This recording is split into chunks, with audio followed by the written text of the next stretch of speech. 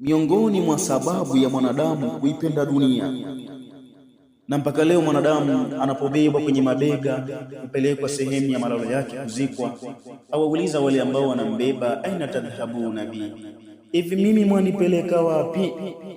Bado yeye hataki kutoka katika maisha ya dunia na bado yajijengea aendelea kuishi katika dunia. Ndio wauliza mwanipeleka wapi?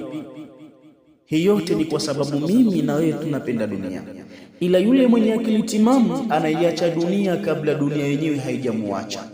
Lidhan, ndugu zangu Waislamu, nitakupeni sababu tano. Sababu hizi zinapelekea wewe na mimi kuipenda dunia. Tusipoziacha sababu hizi tutakuja kuangamia. Sababu ya kwanza, dhaifu al-iman billahi wal yawmil akhir, ni udhaifu wa imani ya kumwamini Allah subhanahu wa ta'ala na kuamini siku ya mwisho. Wengi hatumwamini Mungu, ndio maana tutegemea viumbe vyake Allah subhanahu wa ta'ala, lakini wengi hatuamini siku ya mwisho, ndio maana mpaka leo tutafanya madudu ya aina moja au nyingine katika maisha ya dunia. Lau tungelikuwa na yaqini siku ya mwisho hivyo, tusingekuwa tunamwasi Allah sisi, au ingelifikia muda tukatubu tukasema ya Rabbi, hapa tumekoma. Lakini la sivyo, hatumwamini Allah na wala hatuamini siku ya mwisho.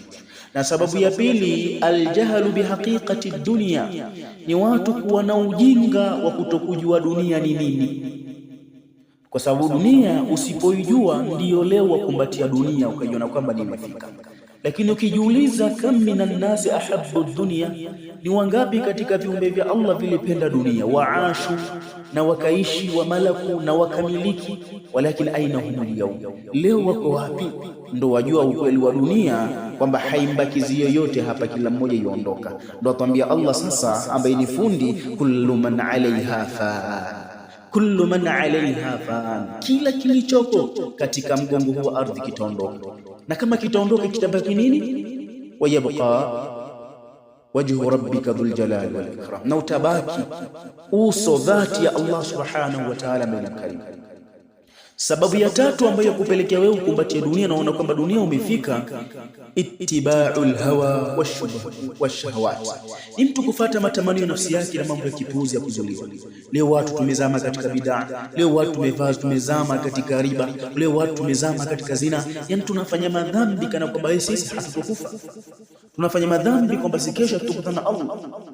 Subhanallah, si hivyo vile tunadhania sisi tutakutana na Allah subhanahu wa ta'ala, na Allah atatulipa yote ambayo tunafanya leo hii katika maisha ya dunia. Tupime akili zetu Waislamu kabla hatujakutana na Mola wetu muumba.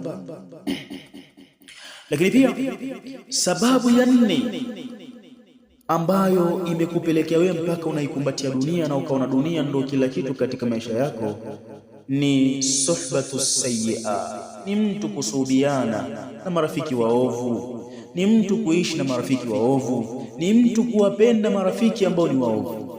Al-akhillahu yawmaidhin aduwwun illa almuttaqun. Allah katika kipande cha aya yasema marafiki siku hiyo watakuwa baadhi yao ni maadui kwa baadhi nyingine. Haitoshi hiyo, tembea na mtu muuza miski na unukie miski. Usitembee na wafua vyuma na wewe ukawa ni mtu ambaye wanuka oili muda wote. Ukikaa na marafiki wema bila shaka na utakuwa mtu mwema, na ukikaa na marafiki waovu bila shaka na utakuwa rafiki ambaye ni muovu. Na sababu ya tano ambayo inakupelekea wewe kukumbatia dunia na ukaona umeshafika ndo maisha yako, nisyanul mautu wal qabri, ni mtu kusahau mauti pamoja na kaburi. Atuambia Mtume sallallahu alaihi wasallam, la tansa al-mauta fa inna al-mauta la yansakum, msisahau kifo nyinyi, hakika kifo chenyewe hakikusahau. Na malakul mauti yamtembelea mtu kwa siku zaidi ya mara 5. Lakini je, wewe unamkumbuka huyo malakul mauti? Huyo zaira unamkumbuka? Lakini si hivyo tu, al-qabri sunduqul amal, kaburi siku zote ni sanduku ya matendo mema na matendo machafu. Je, umejiandaa vipi ukabiana yale ambayo yako ndani ya kaburi? Muislamu zangu, kaburi ndugu zangu Waislamu, fasalul qabri, iulize kaburi, man ant, ni nani wewe kaburi, ili uweze kuwa na yaqini na akili timamu ukajua nini maana ya kaburi. Leo wafanya ujanja, leo wajiona umefika, leo wajiona ni wewe katika maisha ya dunia, lakini kesho haupo wewe maskini. Kwa hiyo jitetee kwa akhira yako, jitetee kwa ile maisha yako ya baadaye kwa Allah subhanahu wa ta'ala. Ujanja wangu mimi pamoja na wewe ni leo. kwa sababu tuko hai, tuna pumzi, lakini baada ya Allah kuondoa pumzi hii ikawa ni inna lillahi wa inna ilaihi raji'un.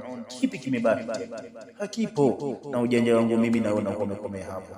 Kwa hiyo Waislamu, tumombe Allah tujalie mwisho mwema na tujiandae na maisha baadaye, tuachane na dunia hii. Wengi walipenda, lakini leo wako wapi? Wengi walikunjuliwa na Allah riziki katika dunia hii, lakini wako wapi? Kulluhum matu wa dufinun, wote hao walikufa na wakazikwa.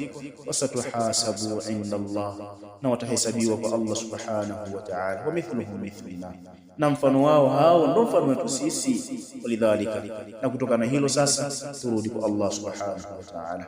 Wassalamu alaykum wa rahmatullahi wa barakatuh.